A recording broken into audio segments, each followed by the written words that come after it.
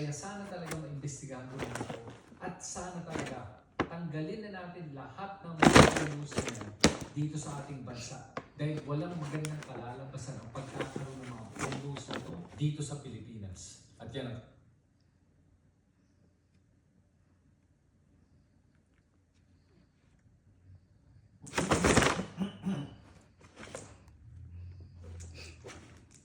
nabalita mo ba yung sinabi ni Senator Zubiri with regards to conducting an investigation in a legislation para sa issue ng gentleman's agreement ni Duterte? Ano po sinabi?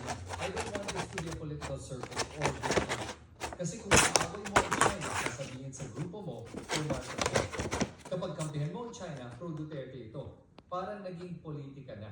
Ngayon, he clarified that statement in a press conference. At ito yung sinabi niya regarding that. Ang sinabi ko lang,